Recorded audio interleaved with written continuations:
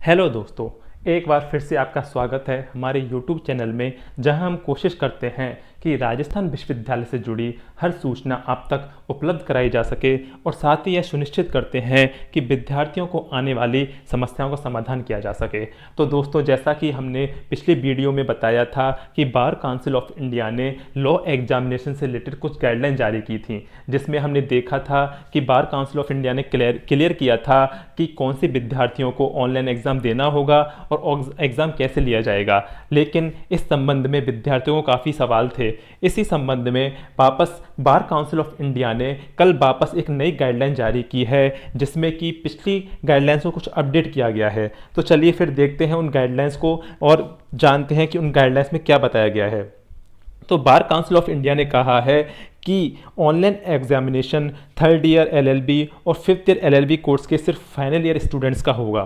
साथ ही bar council of India ने बताया है कि यूनिवर्सिटी चाहें तो ऑनलाइन एग्जामिनेशन के अलावा या इसके अतिरिक्त या इसके अल्टरनेट में कोई और तरीका अपना सकती हैं विद्यार्थियों का एग्जामिनेशन लेने के लिए, जो कि एक रेगुलर एग्जामिनेशन की पूर्ति करेगा। इस सिस्टम के अनुसार यूनिवर्सिटीज़ चाहें तो विद्यार्थियों को प्रोजेक्ट रिपोर्ट तैयार करने के लिए बोल सकती हैं और चाहे तो उनसे कोई रिसर्च पेपर बनाने के लिए बोल सकती हैं, जिसके बेसिस पर उनको मार्क्स दिए जाएंगे। साथ ही बार काउंसिल ऑफ इंडिया ने ये भी बोला है कि अगर चाहे तो यूनिवर्सिटीज़ ऐसी प्रोसेस निर्धारित कर सकती हैं, एक स्टैंडर्ड प्रोसेस निर्धारित कर सकती हैं, जिसके बेसिस पे जो उनके विद्यार्थियों के इंटरनल मार्क्स उस ईयर में हुए हैं उनको डबल किया जा सके। तीसरी गाइडलाइंस में बार काउंसिल ऑफ इंडिया ने क्लियर किया है कि जो स्टूडेंट्स फाइनल ईयर में हैं, चाहे वो थर्ड ईयर का कोर्स हो चाहे फिफ्थ ईयर का कोर्स हो, और उन्होंने किसी प्रीवियस पेपर में को क्लियर नहीं किया है या किसी उनके प्रीवियस ईयर के या प्रीवियस सेमेस्टर के पेपर में बैक है, तो उन विद्यार्थियों को उस एग्ज़ाम को भी देना पड़ेगा। चाहे तो ये डिपेंड करेगा उस यूनिवर्सिटी पे कि वो एग्ज़ाम लेना चाहते हैं, चाहे तो, और यदि वो एग्ज़ाम लेना चाहें तो एग्ज़ाम ले सकते हैं, यदि वो प्रोजेक्ट रिपोर्ट बनवाना चाहें या कोई रिसर्च पेपर बनवाना चाहें तो वो भी ले सकते हैं, जैसा कि एग्ज़ाम होना है। इसके अलावा बार काउंसिल ऑफ इंडिया ने क्लियर किया है कि जो स्टूडेंट्स फाइनल ईयर में नहीं हैं उनको उनके इंटरनल मार्क्स के आधार पर, उस ईयर के इंटरनल मार्क्स के आधार पर या फिर उस सेमेस्टर के इंटरनल मार्क्स के आधार पर नेक्स्ट सेमेस्टर में या नेक्स्ट ईयर में प्रमोट किया जाएगा।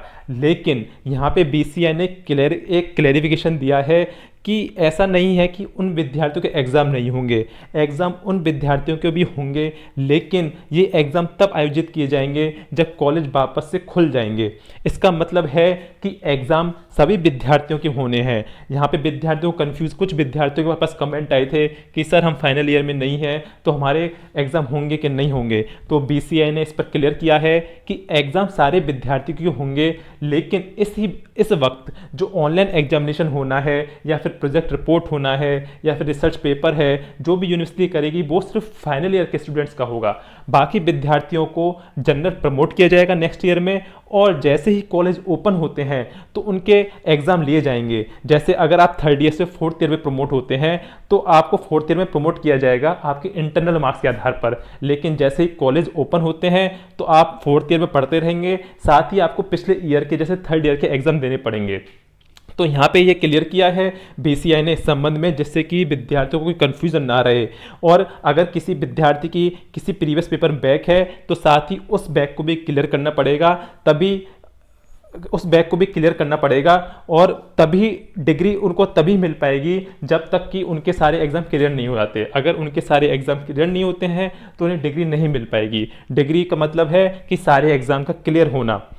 इसके लिए बीसीआई ने क्लियर किया है। बीसीआई ने साथ में यह भी कहा है कि अगर यूनिवर्सिटीज़ कोई एग्ज़ाम लेती हैं तो उन्हें कोविड-19 के अंतर्गत सरकार द्वारा जो भी प्रोटोकॉल्स दिए गए हैं उनका पालन करना होगा, सोशल डिस्टेंसिंग मेंटेन करनी पड़ेगी, कैंपस में प्रॉपर प्रिकॉशंस लेने पड़ेंगे, सारे क्लासरूम्स हैं, जो भी एग्जामिनेशन हॉल्स हैं उनको प्रॉपर सैनिटाइज किया जाएगा, वहाँ पे सैनिटाइजर होने चाहिए और समय समय पर उनको सैनिटाइज किया जाएगा।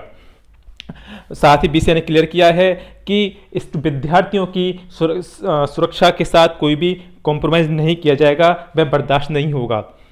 साथ ही बीसीआई ने यह भी क्लियर किया है कि यूनिवर्सिटीज़ को जो एग्ज़ाम की प्रक्रिया है उसमें मेक श्योर करना होगा, उसमें सुनिश्चित करना होगा कि जो एग्ज़ाम है वो तरीके से लिए जाए, उनमें कोई धांधली ना हो।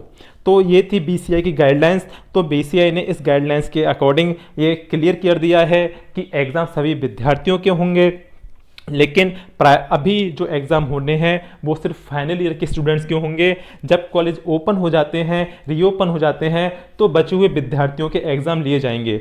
अभी उनको जनरल प्रमोट किया जाएगा नेक्स्ट ईयर में, लेकिन बाद में उनको करंट स्टडी के साथ पिछले ईयर के या पिछले सेमेस्टर के एग्ज़ाम भी देने पड़ेंगे। साथ ही उनके किसी पेपर में बैक है तो वो भी क्लियर करनी पड़ेगी। सिंपल सा कहने का तरीका मतलब ये है कि डिग्री लेने से पहले आपको अपने सारे एग्ज़ाम क्लियर करने पड़ेंगे विद इन द टाइम, तभी आपको डिग्री मिल पाएगी।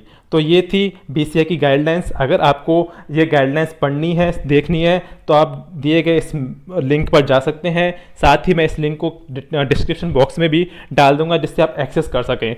तो दोस्तों ये थी आज की बीसीआई द्वारा प्रोवाइड की गई नई गाइडलाइंस जो कि लॉ एग्जामिनेशन से रिलेटेड थी। तो मैं आशा करता हूँ कि आप सभी इसके बारे में क्लियर होंगे।